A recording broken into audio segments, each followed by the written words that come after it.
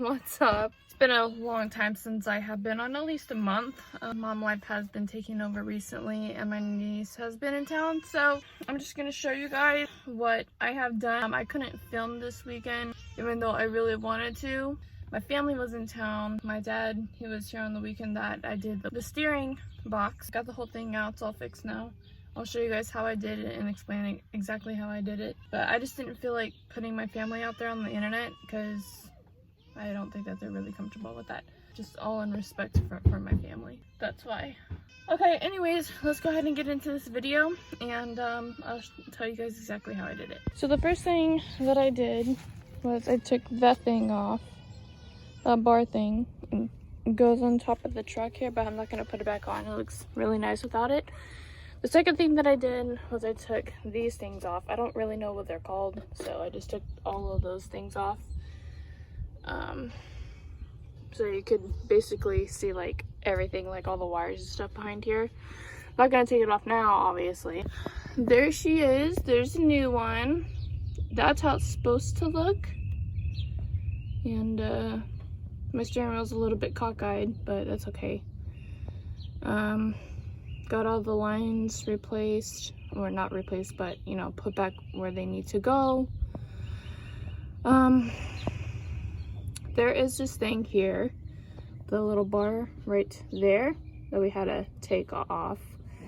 We tried to use a Pitman, what's called a Pitman puller? Yeah, a Pitman puller. And we took it on this thing right here. I'm trying to get it to focus and it's not really focusing. Oh, there it goes. Anyways, we took a Pitman arm and pulled that one out, that ball joint right there. Unfortunately, for this thing underneath right there, we couldn't use that right there because this thing here is in the way. And I'll show you guys here underneath what that looks like. But we took that little bolt out right there, and then yeah, it was a little bit of a hassle. And then we took out, there's 3 bolts right here, one right here, one right there, and there's one up here. You guys can't really see it, but let me try to get a better view of it. Up there somewhere. Hopefully you guys can see that. I'm not really sure where it is. Right there. Anyways, we took all those out and then try to get underneath here the best that I can. Oh dear Lord. Okay, so here's a better angle of it, right? Okay, this here's a brand new one, and try to get up in here. That's what it's supposed to look like.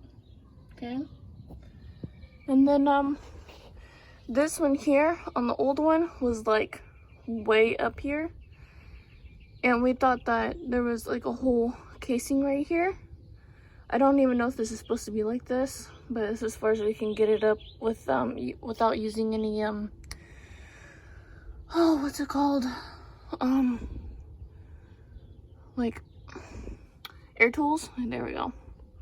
And then we ended up taking a 34mm, taking this bitch off, and then taking a Pitman puller and putting that off.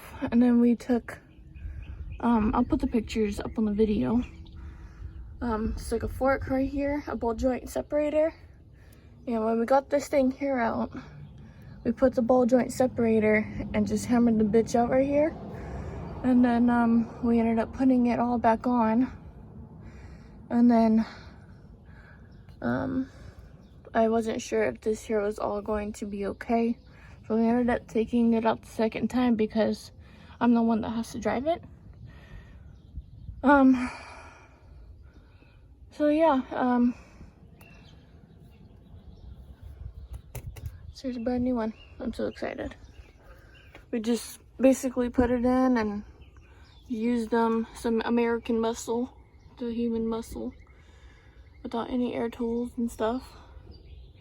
But yeah, that's what the new one looks like. Let me know if that's what it's supposed to look like. I don't know, but that's as good as it's gonna get. So I'm supposed to be putting in my air horn, but I don't think that's gonna be for a while because I have to get a button for it. But yeah, that's what it looks like right now. So all nice and pretty. When you go to put this here in, you're gonna need 2 to about 3 bottles depending on all your stuff. At first, when you start your truck and stuff, you want to turn your wheels back and forth for 5 to 10 minutes. I did around 7 probably. And the liquid that was in here got all orange and bubbly. So you want to get all those air bubbles out. And how you do that is it'll sound like your gears are basically grinding. And when you go to steer, it'll sound like, yeah, your gears are basically grinding.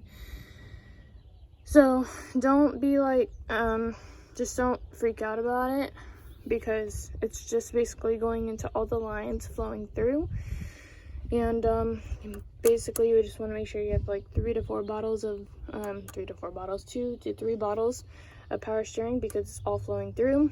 Don't worry if it's orange and bubbly, because it's just all the air in the lines and shit going through. You'll see it right here. It's not orange and stuff anymore, but yeah, I'm not supposed to put it in while there's like oil back on the stick, but I did. So just don't freak out about it. It overflowed the first time because there was a huge air bubble in here, so we decided to just leave it off for a second, and then we decided to put it back on, let it run, and there was some like little tiny bubbles, and it turned orange and all kinds of crap. And then yeah, just make sure you turn your wheels left and right, make sure they're straight. Obviously I didn't do that, so now my wheel is like crooked and shit. But it's okay, I don't mind.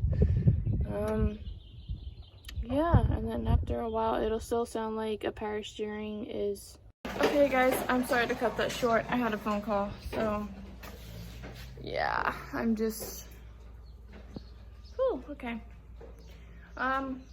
But yeah, that's like the whole story on my truck, how I got it fixed. She's all good and running right now. We're about to go do some errands right now, and I don't know why this hair keeps sticking up, but it does. So anyways, I'll see you guys in the next video. Bye.